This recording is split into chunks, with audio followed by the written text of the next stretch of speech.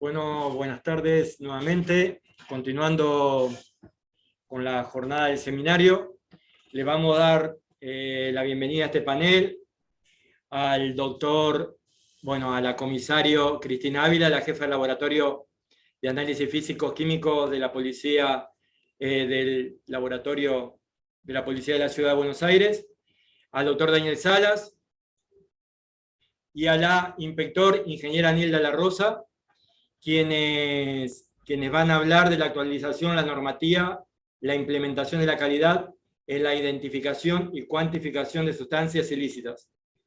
También queremos, para continuar mientras se terminan de acomodar ahí en lo del aula de los expositores, queremos agradecer también la presencia de policías del hermano país de Venezuela también, de Uruguay, Paraguay, y siguen sumándose. Así que bueno, Cristina, te dejo el aula. Gracias, buenas tardes. Continuando con la exposición la brillante exposición que hizo la doctora Bonelli, les vamos a mostrar en qué estado está la situación de nuestro laboratorio. Hoy, el día de hoy, vamos a hacer la charla con el tema de toxicología y química legal. Los voy a dejar con los dos profesionales que me acompañan. La inspector La Rosa es ingeniera química, y el licenciado en químicas, en ciencias químicas, Daniel Salas. Van a ver que ellos le van a ir mostrando cómo vamos poco a poco nosotros implementando el tema de la gestión de calidad para certificar nuestras técnicas y nuestros profesionales. Es un trabajo que lleva mucho tiempo, se tiene que estudiar mucho, lleva mucho esfuerzo, muchos insumos, y bueno, vamos poco a poco hoy viendo los resultados de cuando arrancamos por el 2019 en octubre con las primeras capacitaciones de la doctora Bonelli, y hoy estamos viendo los frutos de ese trabajo. Los dejo con la inspectora La Rosa, que va a empezar la charla. ¿Vamos a cambiar? ¿Qué tal? Buenas tardes a todos. Yo estoy en el laboratorio hace algunos años. Arranqué en la policía desde que empezó, primero como policía metropolitana, después como policía de la ciudad.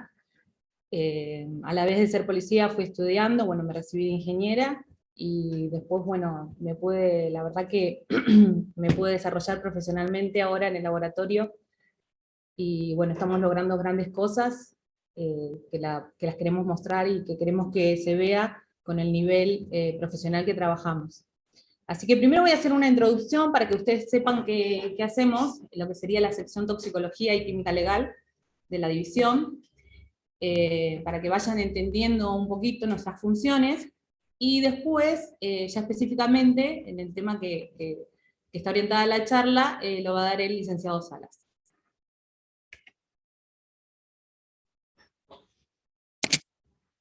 Perdón, no.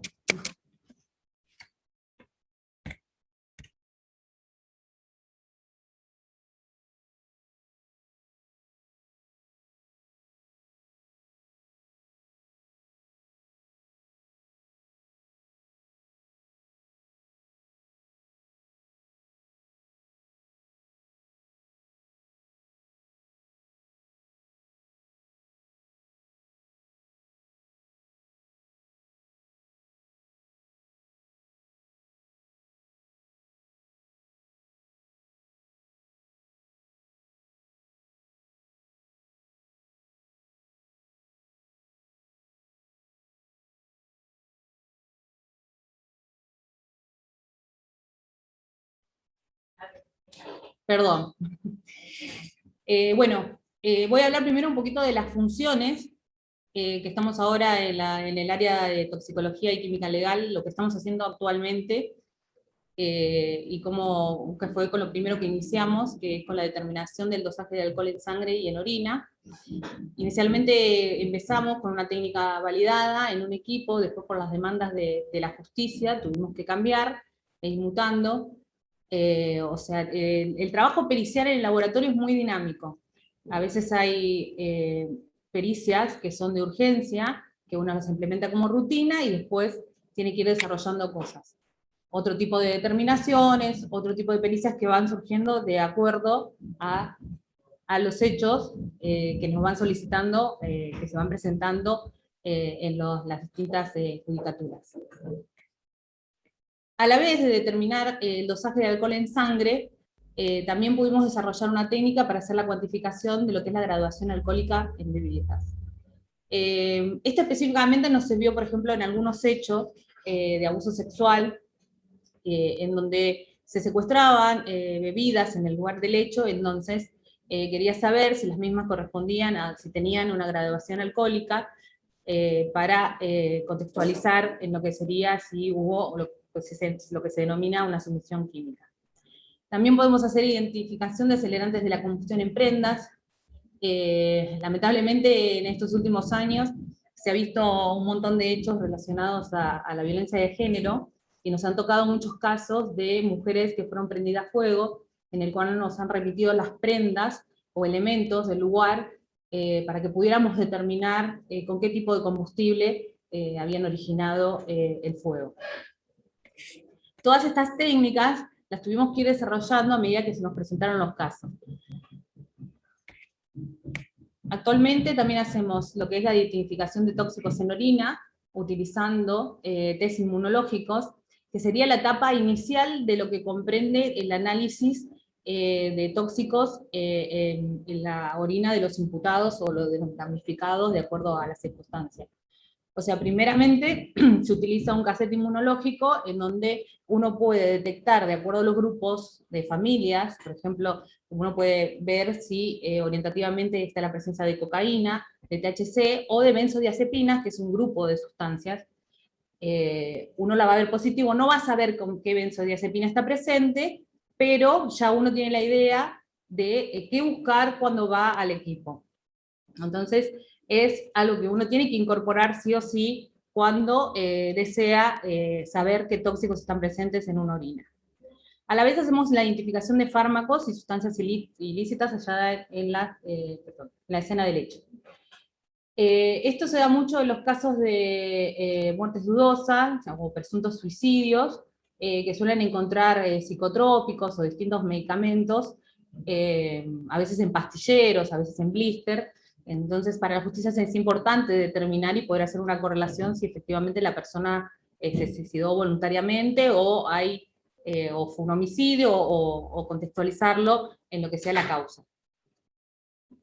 También hicimos identificación de explosivos e iniciadores, comparación de pinturas, recubrimientos y otro, y determinación de correspondencia entre materiales metálicos.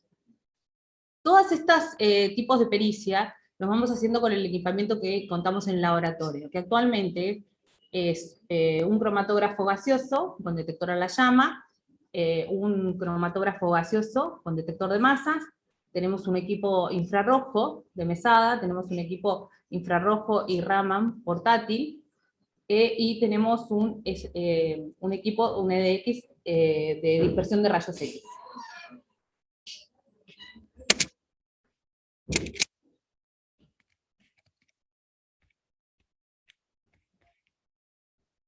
Bueno, este es uno de los equipos, este es un cromatógrafo gaseoso que tiene, por un lado, un módulo de un detector a la llama y por otro lado un detector de masas.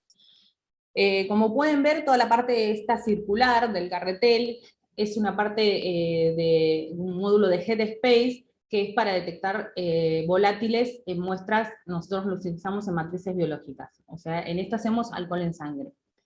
Y a la vez, del otro lado, tenemos la parte de inyección líquida, que estamos desarrollando todo lo que son las técnicas para, detección, para identificación de tóxicos en orina.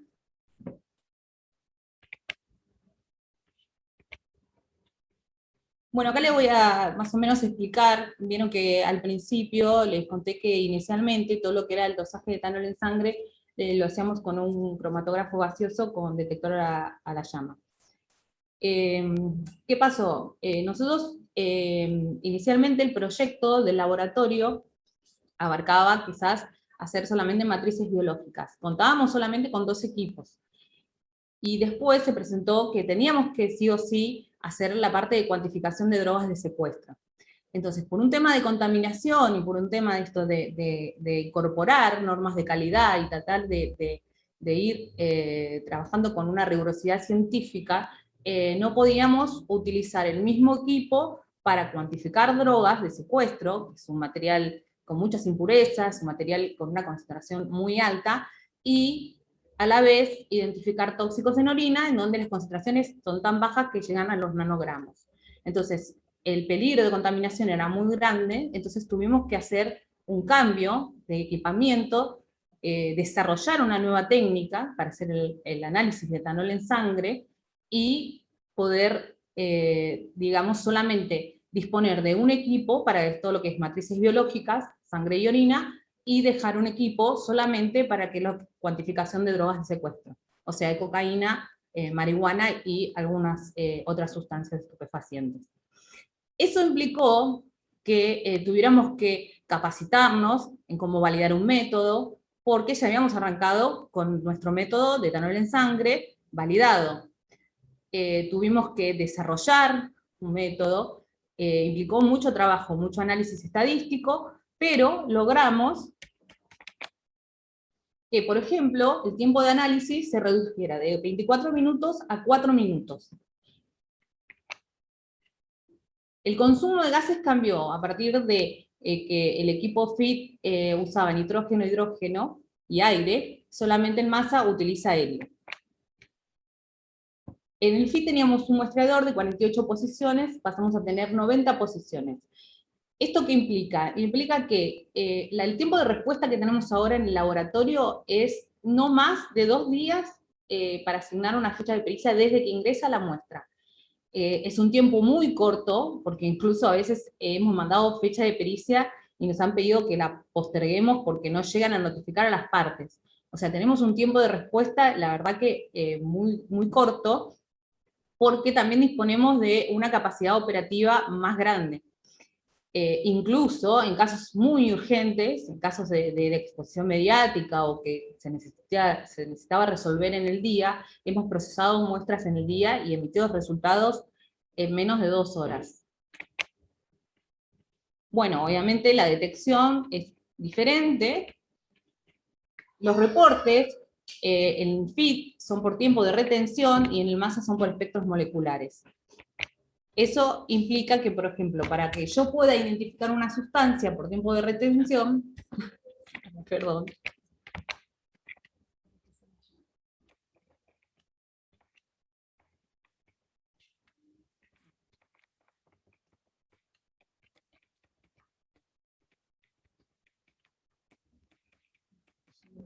para atrás, no.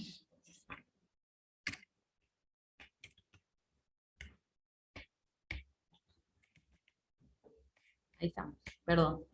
Eso tiene que ser.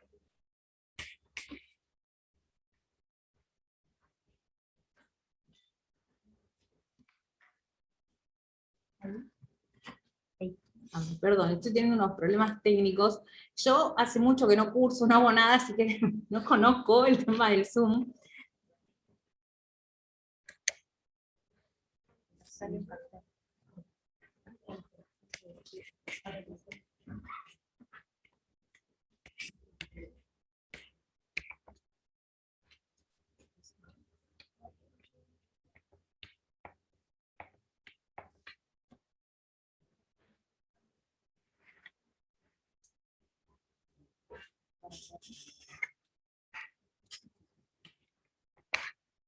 Bueno, creo que se ve un cartelito, les pido mil disculpas, la verdad que no sé cómo sacarlo, pero bueno, espero que puedan seguir viendo la presentación. Bueno, como les decía, cuando uno va a identificar con un FIT, necesita 2 columnas para poder pasar la muestra. Recién ahí podemos tener un criterio de identificación. En cambio, en el MASA, solamente con una columna de tipo 5MS, ya logramos la identificación del analito, o sea, de la sustancia que nosotros estamos queriendo analizar. Acá tenemos unas fotos de lo que es la parte específica, ya adentrándonos en el tema, que es de sustancias ilícitas. como tenemos la parte en que se muestrea, esto está separado de lo que es toda la parte de muestras biológicas para evitar la contaminación, y después tenemos toda la parte de instrumental, que ahora la va a explicar el licenciado Salas,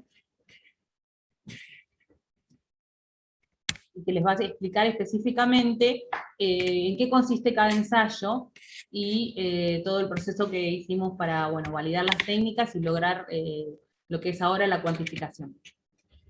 Bueno, lo voy a dejar con el licenciado Salas, le pido mil disculpas por los problemas técnicos, la verdad que me excedo un poco.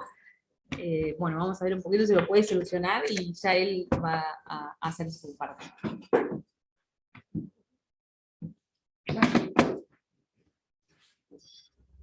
Bueno, buenas tardes a todos. Mi nombre es Daniel Salas, soy licenciado en Ciencias Químicas, me especializo en el área de Toxicología y Química Legal, soy docente de la Cátedra de Toxicología y Química Forense correspondientes a las carreras de Farmacia y Bioquímica de la Universidad de Morón. También, bueno, soy docente interino en las cátedras de Toxicología 1 y 2 de la carrera de Criminalística, que se dicta también en la Universidad de Morón, y actualmente me desempeño como perito químico toxicológico en la Superintendencia de Policía Científica ya hace 2 años.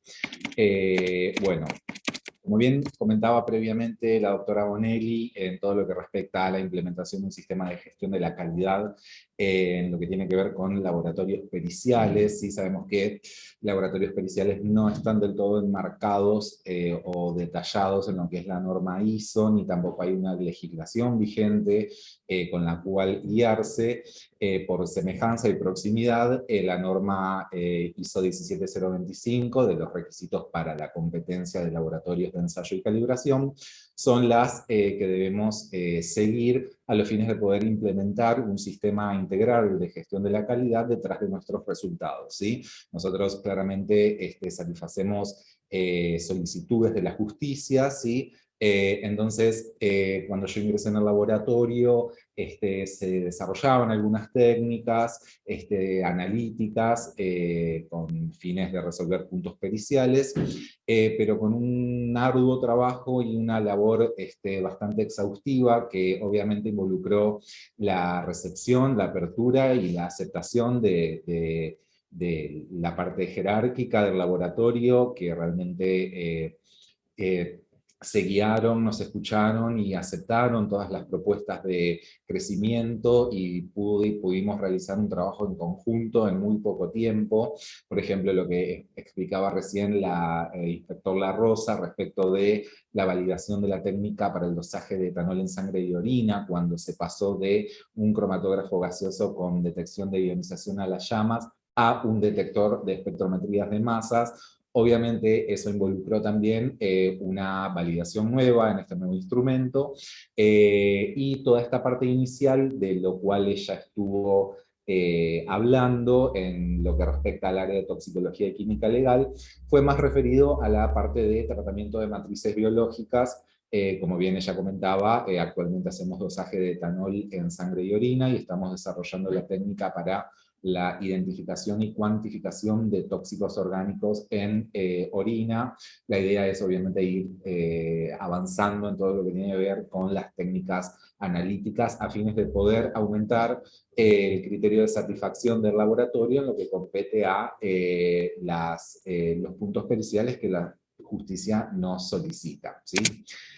En particular, aparte del área de toxicología y química legal, que fue la pionera en esta superintendencia en todo lo que tiene que ver con validación de técnicas analíticas e implementación de un sistema de gestión de la calidad detrás de los resultados que expedimos, en la sección pericial sustancias ilícitas, que es la sección que se encarga de todo lo que tiene que ver con la identificación y cuantificación de sustancias estupefacientes y psicotrópicas que están enmarcadas dentro de la infracción a la ley 23737 del Código Penal. Inicialmente, cuando yo incursé en esta superintendencia, había una batería de ensayos que se hacían, y con el aporte de la compra de las normas y de la adquisición de los correspondientes materiales certificados de referencia que, gracias a la comisario Ávila y al señor superintendente, con un arduo trabajo burocrático pudimos habilitar ante los organismos correspondientes como ANMAT e INAME la habilitación del laboratorio para poder importar este tipo de sustancias. Fue en ese momento donde nos planteamos como grupo de trabajo interdisciplinario, esto también viene en paralelo con el trabajo con una colega que es la licenciada Samantha Martín, con quien también en paralelo llevamos a cabo todo esto. Ella hoy no estuvo presente, pero básicamente y nos planteamos hacer las cosas bien desde el inicio. Es un laboratorio moderno, nuevo, entonces vimos el camino allanado como para ya desde sus inicios poder aplicar o estructurar una esquemática analítica que pueda suplir todos los requisitos que la justicia pide, ¿sí? La compra y la importación de los materiales certificados de referencia fue uno de los grandes retos que tuvimos y que pudimos lograr.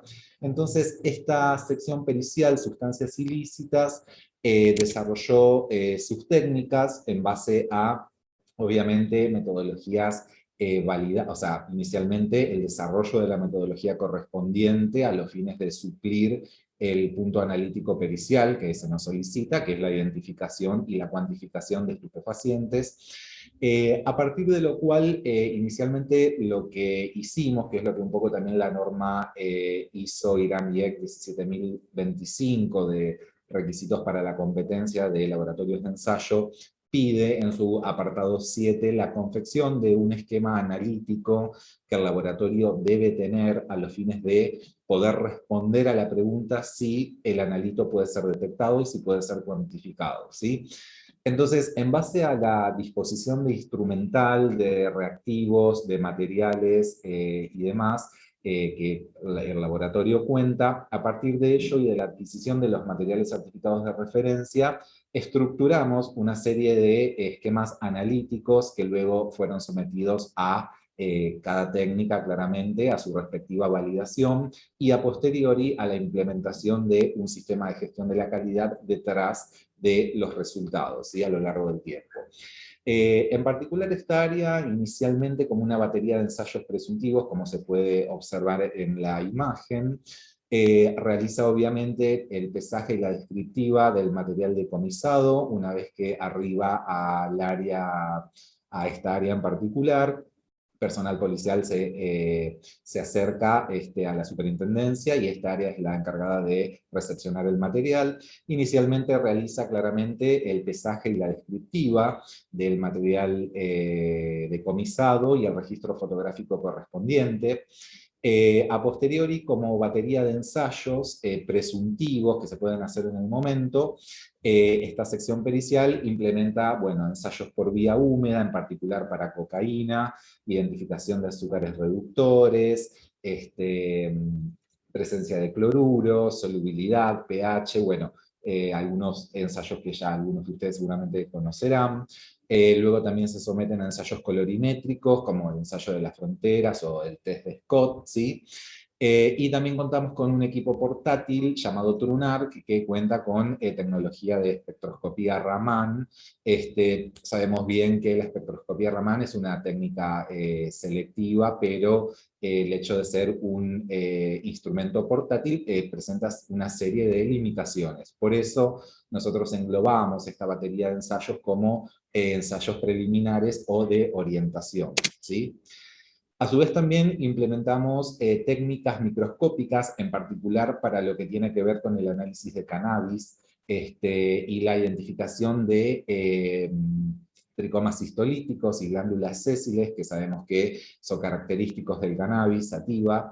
Contamos con lupas de muy buena y muy alta resolución y con microscopios ópticos que nos permiten tener imágenes de altísima calidad, lo cual se complementa claramente al informe pericial como registro fotográfico de la evidencia de la presencia de estas microestructuras botánicas características.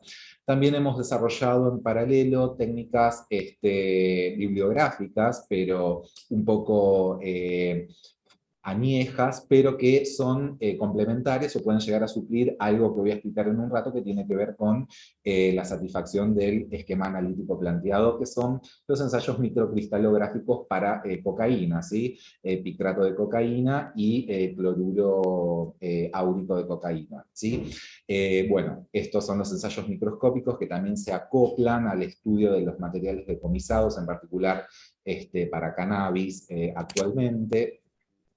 Ya todo lo que tiene que ver con ensayos de certeza y con expedir una identificación confirmatoria de los analitos de interés en las distintas matrices de muestra que recibimos. Contamos con un cromatógrafo gaseoso con espectrometría de masas, el cual tiene incorporado una biblioteca con espectros propios de los materiales certificados de referencia que hemos obtenido del exterior, de Alemania. Cuenta con una biblioteca propia y también cuenta con otras 3 bibliotecas de cotejo para poder obtener un resultado concreto y fehaciente respecto de la identidad del analito que estamos queriendo identificar. Este equipo también fue sometido a una validación cualitativa para trazas con evaluación de los parámetros límites y de control. Respondió muy bien, resultó ser un equipo robusto para el trabajo rutinario y lo aplicamos a posteriori de la batería de ensayos cualitativos como el criterio de identificación, ¿sí? En sumatoria a todos los resultados obtenidos previamente. Y en particular, y casi que algo muy importante actualmente, que la justicia demanda mucho, el tema de dosis umbrales, etc., la cuantificación de estos materiales, una vez identificada la presencia del analito de interés, la llevamos a cabo en un cromatógrafo gaseoso con detector de ionización a la llama, que, bueno, obviamente la técnica también, hemos seguido ciertos lineamientos que ahora les voy a comentar cuáles fueron, y fue sometida arduamente a una validación rigurosa de una gran serie de parámetros de desempeño del método. Fue un trabajo, o sea, todas las técnicas que hemos validado fue un trabajo arduo de muchísimas horas de trabajo, pero que sabemos que nos da la confianza suficiente como para saber que estamos expidiendo resultados que están realmente respaldados por una labor científica de fondo y que también las autoridades de la superintendencia han sabido entender y comprender muy bien la importancia de todo esto. Así que todo lo que tiene que ver con cuantificación de cocaína y THC, también tenemos perfiles para poder hacer cuantificación de CBD y CBN. La idea es a futuro también poder construir una técnica analítica para el perfilado de aceites, de cannabis, ¿sí? Que sabemos que son productos que están muy presentes en el mercado ilícito.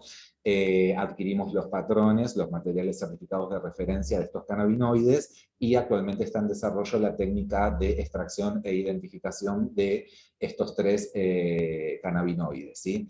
Entonces, esta es un poco la esquemática rutinaria que sigue esta sección pericial de sustancias ilícitas para la identificación y cuantificación de los estupefacientes estipulados bajo la infracción de la ley 23737.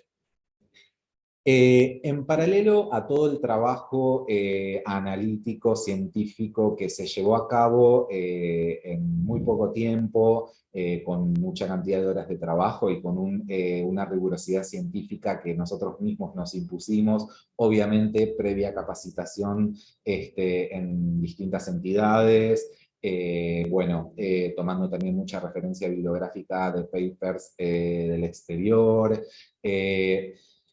También las autoridades pudieron entender y apoyar la idea de la creación de un área de desarrollo, calidad e investigación, que también está muy ligada a algunos criterios que establece la norma 17025, en lo que tiene que ver con la imparcialidad del laboratorio. Sabemos que calidad tiene que ser un área independiente a las secciones periciales, no puede ser una más.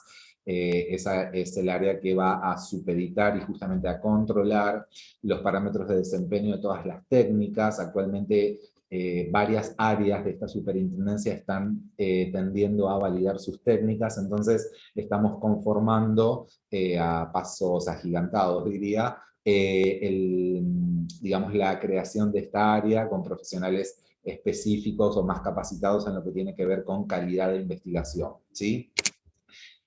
Nuestra área de calidad, desarrollo e investigación se fundamenta o se basa en los 6 principios de la mejor práctica analítica que todos conocemos, ¿sí? Claramente hablamos de que las medidas analíticas deben realizarse para satisfacer un requisito acordado. Claramente en lo que tiene que ver con la norma 17025, laboratorios de ensayo y calibración, nosotros no trabajamos con clientes, nuestro cliente sería la justicia, y justamente la satisfacción de los requisitos son básicamente los puntos periciales que se nos encomiendan, ¿sí? Entonces, nuestra directiva o nuestra esquemática responde puntualmente a eso, ¿sí? También hablamos de que las medidas analíticas deben de realizarse con métodos y equipos previamente que han sido aprobados para asegurar su correcto uso. En este punto en particular, nosotros contamos con un mantenimiento correctivo y preventivo mensual de todos los cromatógrafos disponibles en el laboratorio, ¿sí? A fin de controlar no solamente cuestiones que tienen que ver con la metodología de análisis, sino también con el desempeño mecánico propio del equipo, ¿sí? El personal que realiza las medidas analíticas debe estar cualificado y ser competente para realizar sus tareas. Esto es un punto que en mi experiencia y por lo que he visto en otros lugares suele ser un punto bastante crítico. Sabemos que hoy en día la idea del perito ya no se acerca mucho al idóneo, sino más al profesional, y en particular al profesional especializado en un área determinada. Entonces, este tercer punto de la mejor práctica analítica me parece fundamental, como también incentivar a todos los laboratorios a poder capacitar el personal. Nosotros realizamos ateneos intralaboratorio, realizamos seminarios, yo he dado capacitaciones, desde el punto de vista analítico, para en sus inicios digamos, de estas tareas periciales que ahora ya se hacen de rutina, ¿sí? También estos principios hablan de que debe existir una evaluación periódica e independiente del desempeño técnico del laboratorio. Ahí obviamente juega un rol fundamental el área de calidad del propio laboratorio, ¿sí? Que tiene que ser independiente del desempeño técnico de cada área en particular.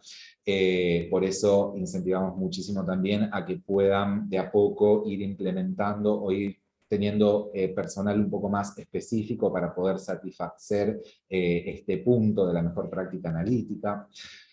También las medidas analíticas realizadas en el lugar deben ser consistentes con las realizadas en otros lugares. En la norma ISO 17025 también se pregona mucho el tema de realizar ensayos interlaboratorio. Esto, la realidad, que es algo que a nosotros nos incentivaría a hacer en un futuro, cuando ya todas las fuerzas de seguridad estemos, digamos, a un mismo nivel de rigor científico y podamos hacer correctamente ensayos interlaboratorio para evaluar, bueno, una serie de parámetros que hacen a la calidad del desempeño de cada uno. Esto es un punto que a futuro sería muy bueno que se pueda llegar a implementar. Y obviamente las organizaciones que realizan medidas analíticas deben definir procedimientos adecuados de control y aseguramiento de la calidad. Ni más ni menos, este punto hace referencia directa a la creación del área correspondiente a gestión de la calidad y aseguramiento de la calidad.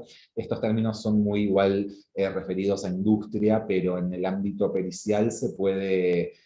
yo veo que en vistas de las tareas analíticas que se suelen desarrollar, se pueden implementar, ¿sí? Con mucho trabajo y con mucha organización, pero puede llevarse a cabo, ¿sí? Nosotros sabemos que más allá de desarrollar una metodología analítica, validarla, luego tenemos que someterla a un sistema de control periódico y prolongado a los fines de controlar los parámetros de la medición, ¿sí? De eso vamos a hablar en breve, pero bueno, en nuestra área de calidad, desarrollo e investigación tiene sus cimientos en estos 6 ítems básicos de la mejor práctica analítica. Realmente esto fue el disparador o el gatillador del incentivo que hemos tenido los profesionales y en paralelo las autoridades de la superintendencia para poder responder a estas 6 aristas que construirían un correcto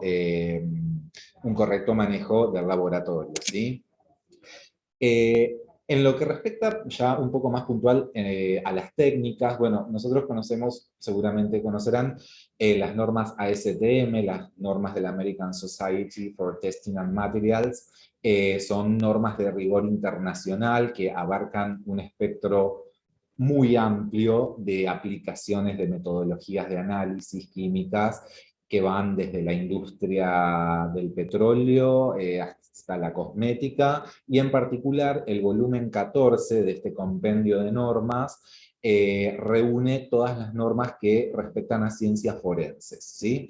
Son normas muy detalladas que nosotros hemos comprado para poder alinear las técnicas a los esquemas analíticos y poder perfilar una adecuación a los análisis en base a lo internacional, ¿sí? Son normas de referencia internacionales.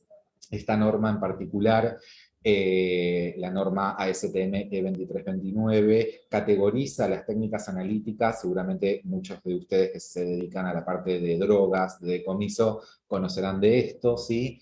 En técnicas de categoría A, B y C, siendo las técnicas de categoría A aquellas que tienen el mayor poder de selectividad del analito dentro de la matriz en la cual se encuentre.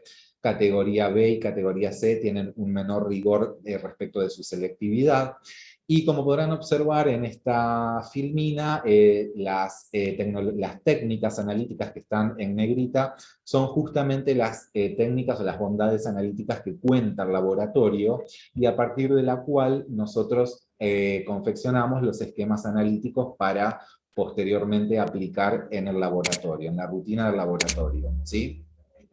La norma ASTM 2329, en su modificación del 2017, habla sobre los criterios mínimos de identificación para drogas en materiales de secuestro.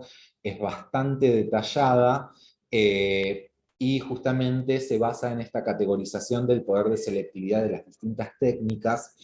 Está en el apartado 6, donde hablamos de los criterios mínimos de identificación. Impone esta norma o aconseja que cuando una técnica de categoría A se incorpora en un esquema analítico, al menos otra técnica, sea A, B o C, debe ser utilizada, ¿sí?, a los fines del criterio máximo de identificación. A su vez, cuando una técnica de categoría A, por una cuestión de que el laboratorio quizá es de mediana o baja complejidad, no es utilizada o no es digamos, tomada en cuenta en el esquema analítico, se deben de emplear al menos 3 técnicas diferentes, 2 de las cuales indefectiblemente tienen que ser categoría B, ¿sí? Y finalmente, el apartado 6.1.8 de esta norma habla que la elección del esquema analítico, y esto es fundamental, deberá demostrar irrefutablemente la identidad de la droga específica presente y debe minimizar la identificación de falsos positivos y negativos, ¿sí? Ahí ya estamos jugando un poco con todo lo que tiene que ver con el desarrollo óptimo, la optimización de los parámetros y la posterior validación de los mismos, ¿sí?, a los fines de poder asegurar que nuestro esquema analítico responde y satisface a los puntos periciales que nos son solicitados, ¿sí? Claramente si este esquema, cuenta con limitaciones, porque hay laboratorios que no tienen cierto nivel tecnológico actualmente, estas limitaciones deben ser informadas en los resultados para darle un contexto adecuado, ¿sí?, desde el punto de vista científico. Bueno, acá como podrán observar, este es nuestro esquema analítico, más o menos como les había comentado hace un tiempito, en lo que tiene que ver con el análisis de cocaína en materiales de secuestro.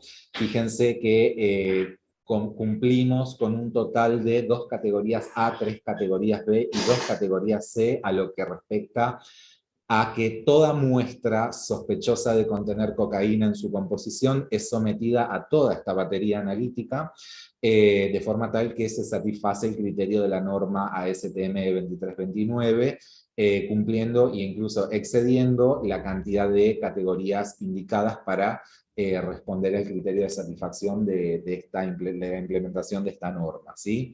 Realizamos, bueno, como les dije, con espectrometría de masas la identificación, con ionización a la llama la cuantificación, contra patrón primario, material certificado de referencia, y batería de ensayos presuntivos con espectroscopía Raman y ensayos colorimétricos y por vía húmeda, ¿sí? Luego, en lo que tiene que ver con el análisis de cannabis, sí, ya cannabis obviamente es una matriz mucho más compleja, el desarrollo de las técnicas para extraer, aislar el analito, identificarlo y cuantificarlo requiere una técnica mucho más rigurosa. Cumplimos también con la parte cualitativa con espectrometría de masas, la cuantificación con ionización a la llama contra el patrón primario correspondiente a estos 3 cannabinoides que les comentaba, el examen macro y microscópico, que también está incluido como una categoría B por separado, y el ensayo colorimétrico con FASBLUE como identificación de terpenofenoles en la matriz vegetal.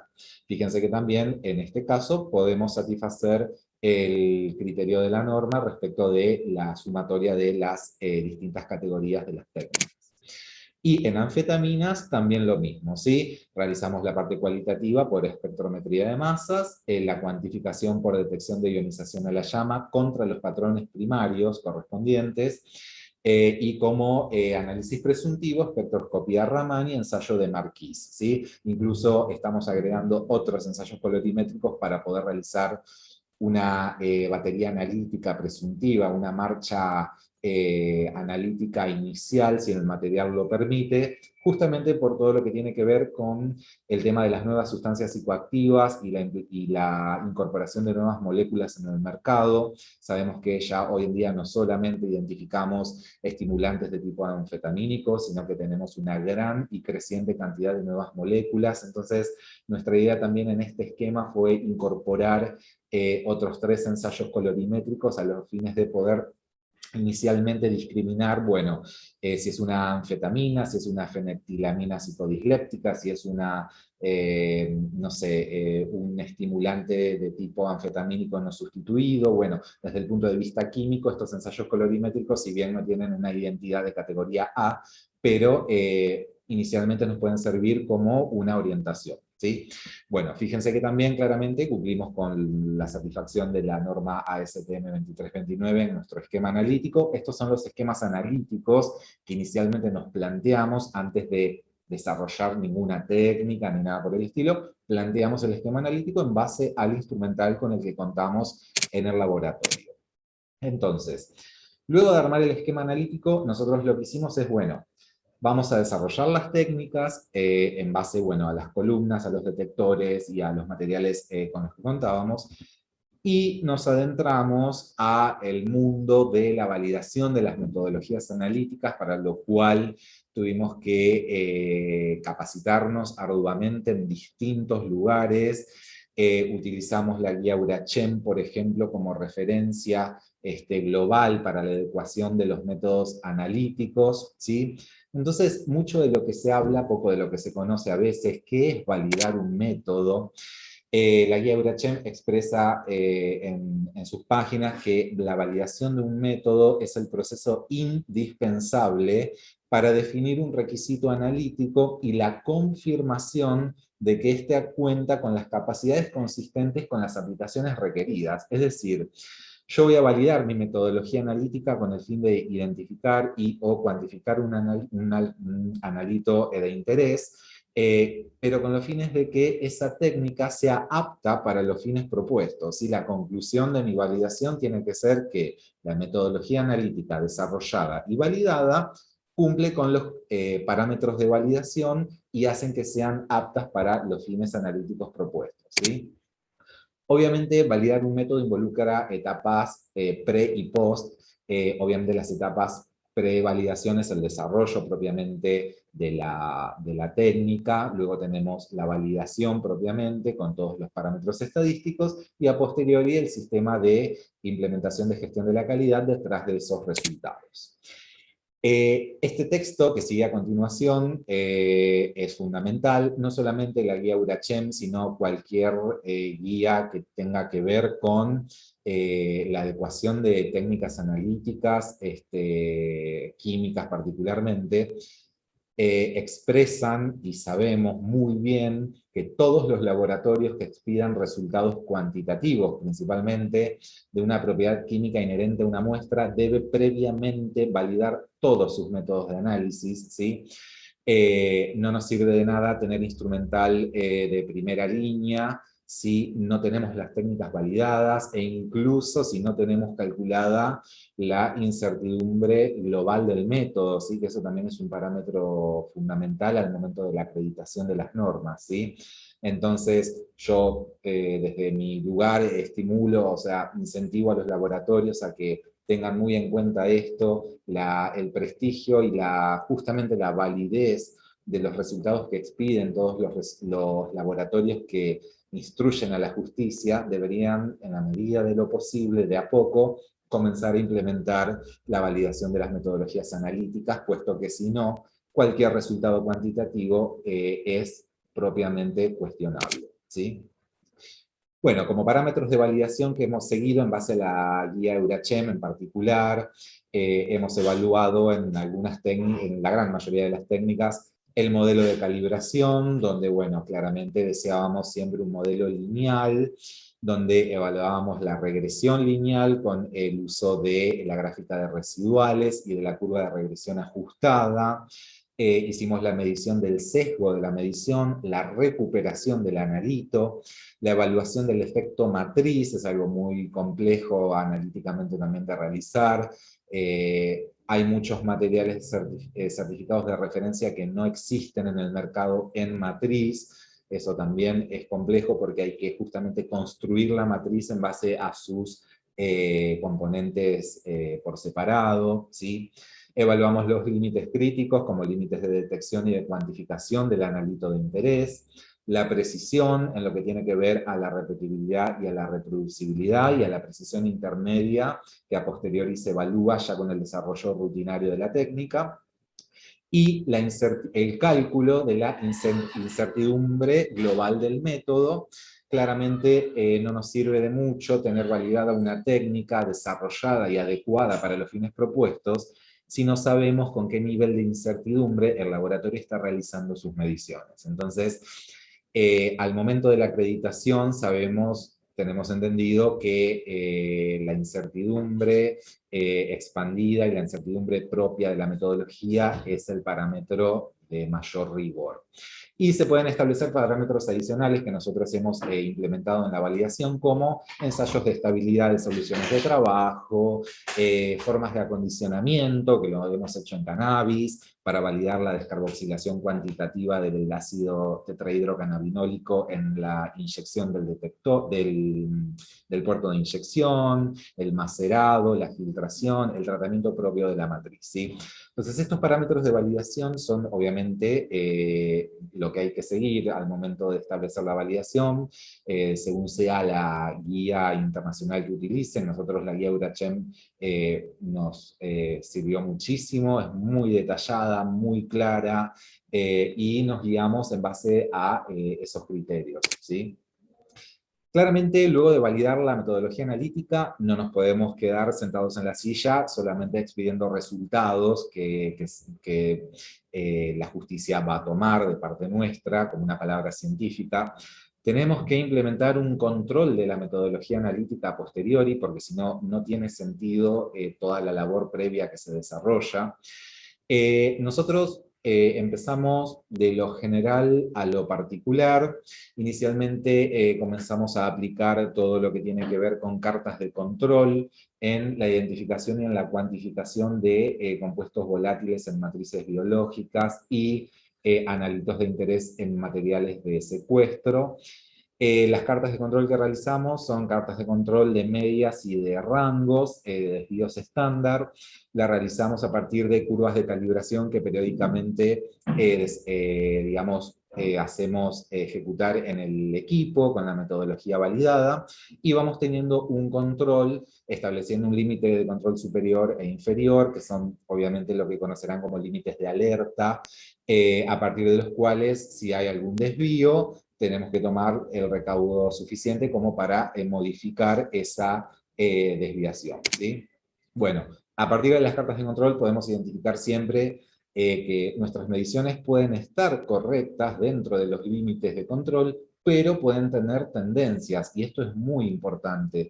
Si bien el nivel de dispersión de los datos cuantitativos obtenidos tienen que tener justamente una dispersión aleatoria, pueden haber casos, como se puede observar en la filmina, de tendencias que tenemos que corregir inmediatamente, por más que estemos dentro de los límites, tendencias a la baja, a la alza de estas cuantificaciones, que quizá son cuestiones que pasan inadvertidas si no aplicamos cartas de control, ¿sí? Entonces, el sistema de cartas de control detrás de las metodologías nos permite a nosotros ir teniendo una evaluación periódica y casi que constante de cómo está dándose con el pasar del tiempo el desarrollo de la metodología validada. Más aún cuando trabajamos con espectrometría de masas y con ciertos detectores que sabemos que son muy sensibles, la cámara de ionización y ciertas cuestiones más técnicas, más rigurosas, pueden hacer oscilar la respuesta de un analito incluso de un día a otro. Entonces, las cartas de control se transforman en algo fundamental. Dentro del sistema de gestión de la calidad, ya para ir concluyendo, también implementamos, como les comentaba, ¿no? De lo más general a lo particular, la calibración de los materiales. Pudimos comprar pesas certificadas para calibrar las balanzas analíticas que tenemos, a partir de las cuales por calibración volumétrica calibramos micropipetas, matraces, buretas y todos los elementos de laboratorio que se utilizan en la rutina de la analítica. Lo realizamos cada 30 o 60 días según sea el uso del material correspondiente. También evaluamos la medición de la incertidumbre de los nuevos analistas. Si se incorporan nuevos analistas al trabajo rutinario, hay que medir la incertidumbre de los mismos porque van a influir en la incertidumbre global del método. Eso también las normas hablan de este punto. Y finalmente, obviamente, el mantenimiento correctivo y preventivo de los equipos que hacen a un apoyo y a un soporte de la gestión de la calidad, porque son cuestiones intrínsecas del instrumento, ¿sí? Que quizá pueden escapar un poco de nuestro perfil químico analítico, sino más tiene que ver con una cuestión técnica. Bueno, como para sintetizar, nuestro laboratorio tiene una serie de proyecciones, en particular el laboratorio químico para el año 2022. Nuestra idea es poder desarrollar y validar ciertas metodologías analíticas que estamos ideando, como por ejemplo, bueno, identificación y cuantificación de tóxicos en orina por GC masa, que ya lo estamos desarrollando en este momento. Identificación y cuantificación de tóxicos volátiles en humor vítreo, pero en particular, obviamente nosotros no trabajamos con muestras post-mortem, pero tenemos algunas ideas de realizar una serie de líneas de investigaciones con esta matriz que sabemos que es muy interesante. Y también la extracción, identificación y cuantificación de los cannabinoides en aceites de cannabis para tener un perfil de estos productos que también están inmersos en el mercado ilícito. A su vez también el área de calidad, desarrollo e investigación, estamos en este momento con 3 líneas de investigación diferentes para realizar un aporte científico a las ciencias forenses, bueno, de las cuales en un tiempo quizá vamos a tener novedades y podamos hacer la publicación correspondiente. La implementación integral del sistema de gestión de la calidad para laboratorios de ensayo, esto ya es claramente adecuarnos a la ISO/IRAM-IEC 17025, la certificación de las técnicas analíticas a través del Organismo Argentino de Acreditación, como así también la certificación del personal y de las instalaciones edilicias. Todo esto en sumatoria a el principal objetivo que tenemos como Fuerza de Seguridad Nacional y en particular como laboratorio pericial, que es la acreditación de la norma 17025 en un futuro, ¿no? Claramente, como la doctora Bonelli explicó hace un rato, todas las requisitorias y todos las cuestiones a tener en cuenta previas a llamar a Irán para, digamos, realizar la acreditación de la implementación de esta norma, requiere un gran trabajo científico de mucho rigor, ¿sí? Así que bueno, les agradezco mucho la atención, espero que les haya sido útil la información de, bueno, de cómo nosotros hemos desarrollado y ya estamos implementando algo de calidad en todo el laboratorio químico. Los incentivo en particular a los profesionales de grado y a los profesionales que se especializan en toda la parte de toxicología, que se capaciten, que se instruyan, que estén constantemente cultivándose, porque si bien es un trabajo muy arduo, muy complejo y de muchas horas de trabajo, realmente trae una gran cantidad de gratificaciones que desde el punto de vista profesional generan una idea de tener un trabajo bien hecho, ¿sí? Así que bueno, les agradezco la atención y bueno, cualquier duda pueden estar también en contacto con nosotros para intercambiar información sin ningún problema.